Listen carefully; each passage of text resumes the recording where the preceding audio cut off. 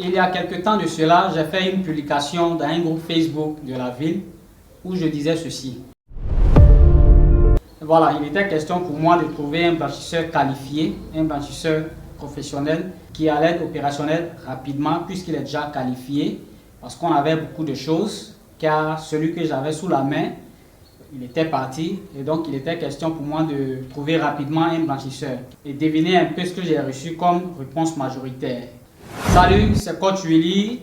Mon nom c'est OICD Williams. C'est pourquoi on m'appelle Coach Willy. Et bienvenue sur la chaîne Les Petits Métiers qui rapportent. Je dis petits métiers en guillemets parce que très souvent c'est des métiers qu'on a tendance à négliger. Beaucoup ne veulent pas faire dans ces métiers. Mais pour nous qui avons des parents qui n'ont pas beaucoup de moyens, voilà qu'est-ce qu'on peut bien faire. Sinon, commencer là où on peut et puis progresser maintenant à l'avenir.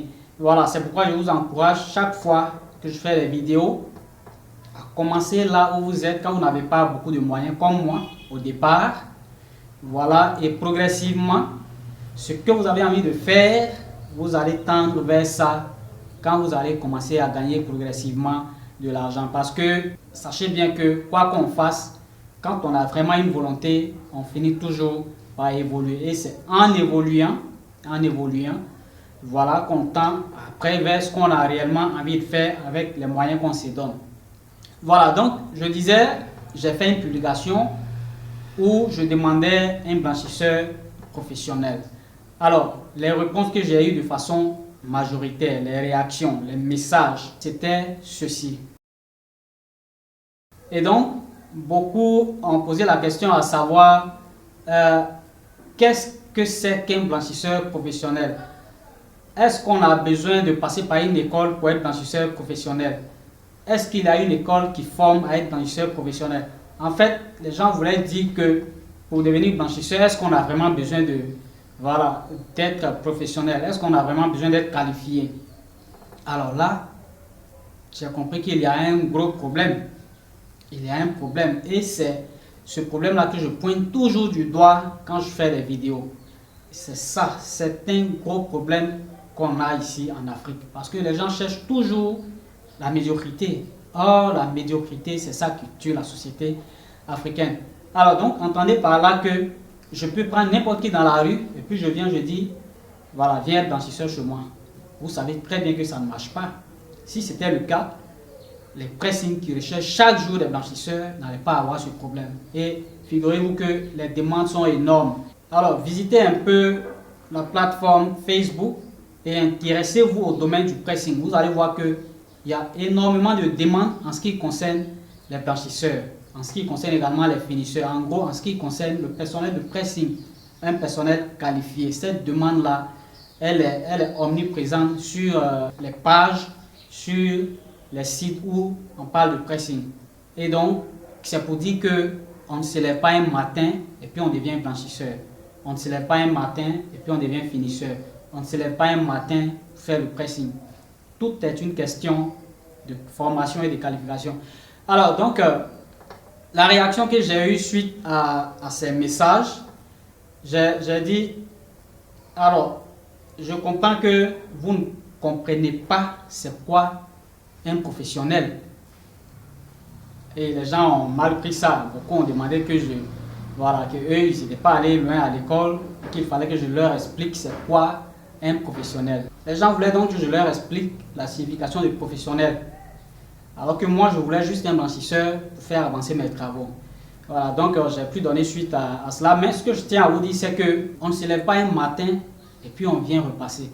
C'est vrai qu'il y a certains vêtements qu'on peut repasser facilement, tels que les tricots, les débardeurs, peut-être les pantalons jeans, mais il y a énormément d'habits qui sont très complexes à repasser. Quand on ne connaît pas, on ne peut pas. Surtout les vêtements dames.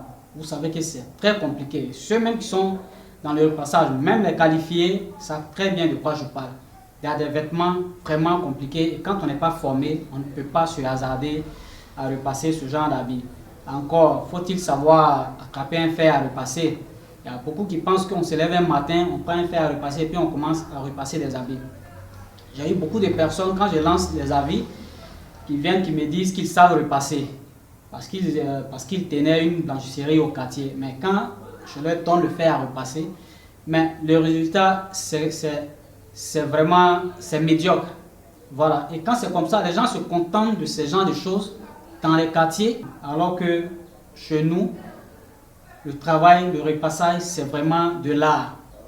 C'est des gens qualifiés qui repassent, et c'est des gens qualifiés qui doivent repasser. Vous voyez parfois des pantalons avec 3 plis qui sont faits dans les quartiers par des petits blanchisseurs. Voilà, ça fait que on est tout le temps sollicité. Voilà, pour ce qui concerne la blanchisserie saine, parce qu'on ne fait pas beaucoup cela. On n'a pas beaucoup de temps pour le faire, mais on n'a pas le choix parce que les gens trouvent que ce qu'on fait, c'est vraiment bien fait. Et une fois qu'on a fait un vêtement, quand il va ailleurs, ça revient parce que les gens ne sont pas satisfaits du repassage qui est fait ailleurs. Voilà, donc c'est pour dire que on doit toujours chercher la perfection. On doit tendre vers le meilleur service. Et c'est ce que je dis toujours. Et cela est valable pour tout ce que vous allez faire. C'est valable pour tout ce que vous faites dans la vie. Quel que soit votre service, quel que soit votre métier, quel que soit ce que vous faites, votre travail, arrangez-vous pour être la meilleure version de vous-même. Parce que quand vous n'êtes pas là, ça veut dire quand on vous quitte pour aller ailleurs, on se rend compte qu'il y a une grande différence. Une très grande différence et vous manquez aux gens. Voilà, c'est comme ça que ça fonctionne. Donnez le meilleur de vous-même, vous allez voir que les gens vont vous rechercher. C'est comme ça que ça fonctionne. Alors donc, c'était ce que j'avais à partager avec vous. Et je le répète encore, apprenez, formez-vous, regardez autour de vous. Approchez les gens qui font déjà la même chose que vous voulez faire. Demandez-leur de vous former. Payez. Ne pensez pas que les gens vont vous former gratuitement. Payez la formation. Proposez de l'argent pour recevoir la formation en contrepartie. Voilà, rien n'est gratuit. Et en ce moment, j'ai un peu de temps libre. J'ai recruté dernièrement. Et comme vous le savez, les gens ont été un peu déguerpis à Abidjan. Il y a des gens qui tenaient des pressings, qui tenaient des blanchisseries, qui ont été dégagés. Et ces personnes-là viennent vers l'intérieur du pays. Et quand ils viennent, bon, les gens sollicitent ceux qui sont déjà sur place pour avoir un boulot, pour pouvoir se reconstituer un peu. Bon, on compatit un peu à tout ça. C'est l'occasion pour dire yako à toutes ces personnes. Parce qu'il y a beaucoup de jeunes qui demandent chaque fois à trouver du travail, à trouver un emploi. Ils étaient blanchisseurs, ils étaient traiteurs dans le pressing. Dans les pressing, ils étaient finisseurs. Voilà, donc ça fait que actuellement, bon, ça va. Et cela me permet d'ailleurs de faire cette vidéo parce qu'on n'a pas grand chose à faire en ce moment. On a fait tout ce qu'on avait à faire. Et puis voilà. Donc c'était Coach Willy et à prochainement pour d'autres vidéos.